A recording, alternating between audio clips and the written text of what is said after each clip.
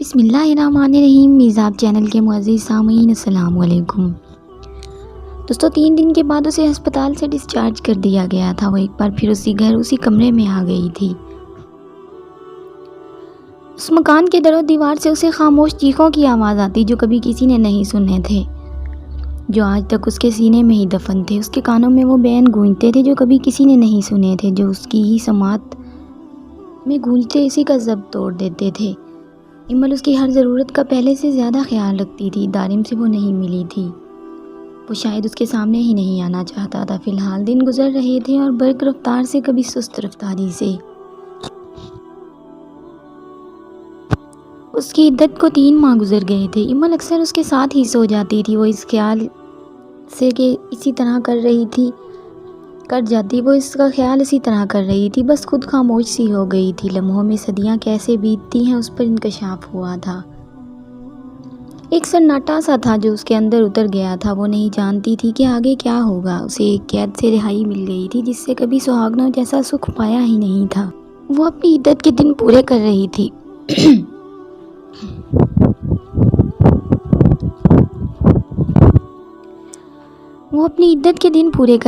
وہ سوچوں میں گم بیڈ کی پشت سے سر ٹکائے کارپٹ پر بیٹھی ہوئی تھی جب دروازے پر کسی نے دستک دی تھی۔ ان 3 ماہ میں وہ خود بہت کم کمرے سے باہر نکلی تھی۔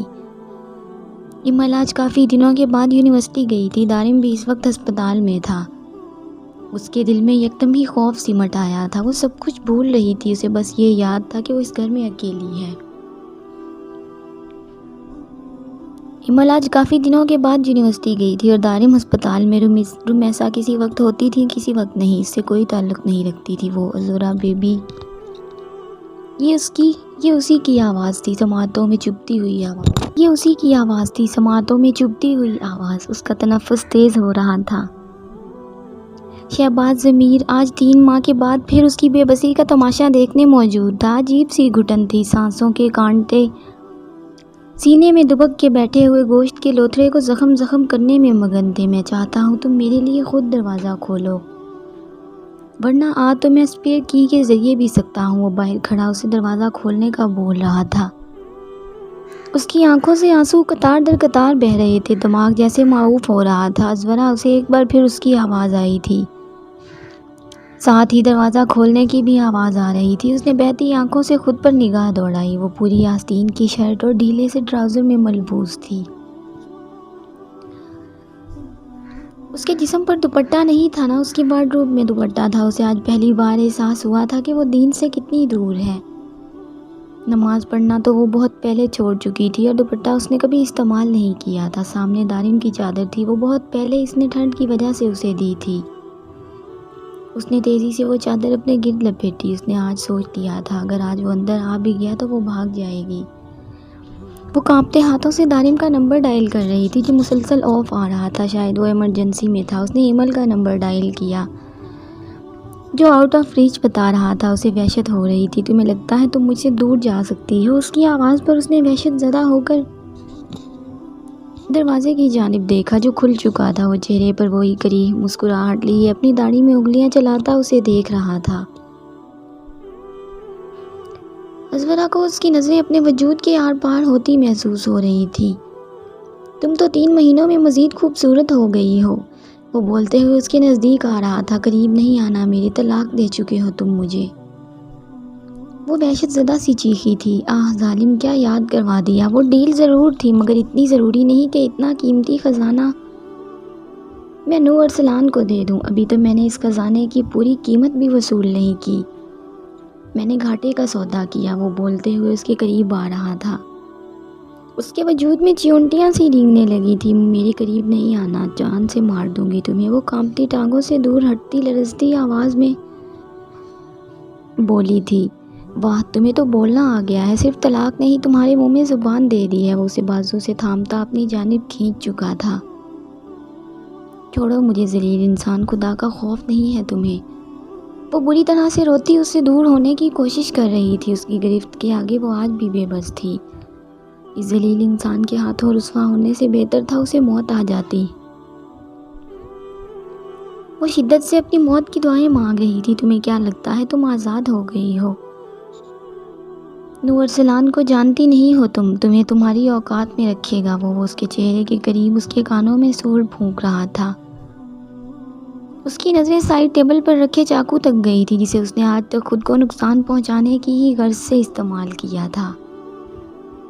اس نے پوری طاقت سے اس چاقو سے اس پر حملہ کیا تھا۔ وہ بلبلا کر دور ہوا، اس کے گمان میں بھی نہیں تھا کہ ازورا اس پر حملہ کرے گی۔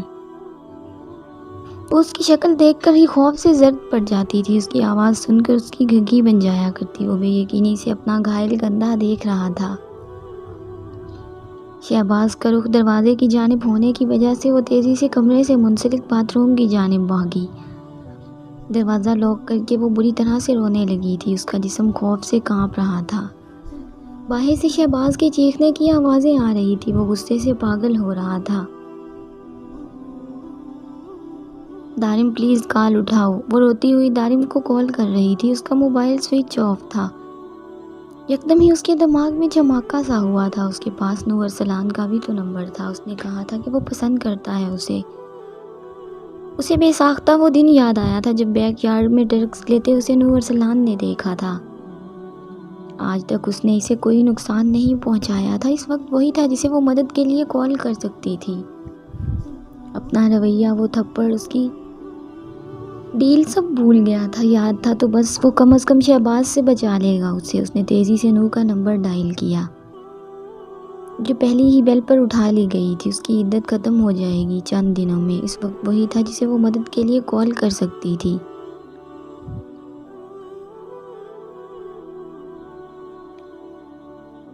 اس نے تیزی سے نور کا نمبر ڈائل کیا۔ اس کی عدت ختم ہو جائے گی چند دنوں میں، تم یہ کیا کر رہے ہو نور؟ تم نے تو ان 3 ماہ میں مجھے تڑپا دیا ہے، تمہاری اذیت مجھے پریشان کر کے ختم ہوتی ہے کیا؟ اتنی سگریٹ؟ دادو نے اس کے روم میں آتے جگہ جگہ بکھری جلی ہوئی سگریٹ کو دیکھتے ہوئے التجا کی تھی۔ وہ آئینے کے سامنے کھڑا آفس کے لیے تیار ہو رہا تھا، کالی شرٹ اور بلو جینز پہنے، ہاتھوں میں ہمیشہ کی طرح ڈھیر سارے بینڈز، بالوں کو پیچھے کی جانب کرتے سیٹ کر رہا تھا۔ سگریٹ تو اذیت کم کرنے کے لیے پیتا ہوں دادو، خیر آپ کو پریشان ہونے کی ضرورت نہیں ہے، یہ سب میں خود ہینڈل کروں گا۔ نور ارسلان نے خود پر پرفیوم کا بے دریغ استعمال کیا تھا اور ٹھنڈے لہجے میں بولا، وہ سکون ہے تو اسے لے آؤ نا، اب شریعت کے خلاف تو نہیں جا سکتے نا، عدت ختم ہوگی تو ہی لاؤ گے نا اسے۔ وہ فریز ہوا تھا ان کی بات پر، وہ جان گئے تھے کہ اس کا سکون ازورا لاشاری میں ہے، پہلے تو وہ سکون میری زندگی کا رہا سہا سکون بھی برباد کر دے گی دادو۔ اپنے گال پر ہاتھ پھیرتے نور نے گہری سانس لیتے ہوئے کہا تھا۔ 4 ماہ پہلے کا وہ تھپڑ اسے بھولا نہیں تھا، وہ بچی بہت ٹوٹی ہوئی ہے نور، یہ تم بھی جانتے ہو۔ اپنی جنونیت میں اسے کوئی نقصان نہیں پہنچانا تم، وہ اس کا ذکر اتنی محبت سے کر رہے تھے کہ نور کو اپنے آنے والے دن اس گھر میں بہت مختلف نظر آ رہے تھے۔ جادوگرنی، وہ کچھ دیر کچھ سوچتا رہا تھا اور پھر سر ہلا کر میرر کی طرف پلٹا۔ آنے سے پہلے ہی اس کے ساتھ دادو کے بھی حواسوں پر سوار ہو گئی تھی وہ جادوگرنی۔ اپنی بات کی تائید کرتے اس نے ایک بار پھر سے اسے دیا لقب دہرایا تھا۔ موبائل کی چنگھاڑتی آواز پر وہ دونوں ہی متوجہ ہوئے تھے۔ ازورا اسکرین پر چمکتا نمبر دیکھ کر اس کے ماتھے پر بل پڑے تھے، یہ نمبر اسے ازبر تھا۔ نور اگلی جانب سے اس کی روتی ہوئی آواز پر نور نے ہونٹ بھینچ کر خود پر کنٹرول کیا تھا۔ اس لڑکی کے آنسو اس کے دل پر تیزاب کی مانند گرتے، وہ یقیناً کسی بڑی مصیبت میں تھی، ورنہ اپنے لیے اس کی نفرت سے وہ اچھی طرح واقف تھا۔ ازورا میں سن رہا ہوں، کیا بات ہے، آپ رو کیوں رہی ہیں اور یہ آوازیں کیسی ہیں؟ اس نے ایک سانس میں ہی اس سے کتنے ہی سوالات کر ڈالے تھے، ساتھ ہی گاڑی کی چابی اٹھاتے دادو کو پریشان نہ ہونے کا کہتا وہ باہر نکلا تھا۔ پلیز مجھے بچا لیں شہباز، میرے کمرے میں پلیز مجھے بچا لیں نو، آپ اس تھپڑ کا بدلہ بھی لے لیں مگر ابھی اس سے مجھے بچا لیں۔ وہ روتی ہوئی نہ جانے کیا کچھ کہہ رہی تھی، اس نے تو اس سے آگے کچھ سنا ہی نہیں تھا کہ شہباز اس کے کمرے میں ہے۔ وہ تھپڑ کیا، وہ تو اس کی جان بھی لے لیتی تو بھی وہ شہباز ضمیر جیسے گھٹیا شخص کی نظر اس پر برداشت نہیں کر سکتا تھا۔ ازورا آپ کہاں ہیں اس وقت؟ دارم کہاں ہے؟ وہ پوری رفتار سے گاڑی ڈرائیو کرتا اس سے پوچھ رہا تھا۔ دار نہیں ہے، میں باتھ روم میں بند ہوں، وہ دروازہ توڑ دے گا، پلیز آ جائیں، وہ دروازہ توڑ رہا ہے۔ وہ اس کی آواز کی لرزش پر بھی جان گیا تھا کہ وہ کانپ رہی تھی۔ ازورا میں بس آ رہا ہوں، ابھی آ رہا ہوں۔ آپ نے اپنی حفاظت کرنی ہے، کسی قیمت پر بھی شہباز کو حاوی نہیں ہونے دینا۔ وہاں آس پاس دیکھیں، کوئی وزنی چیز یا کوئی لیکوڈ وغیرہ موجود ہو تو اسے ہاتھ میں لے لیں۔ وہ ساتھ ساتھ اسے ہدایات بھی کر رہا تھا۔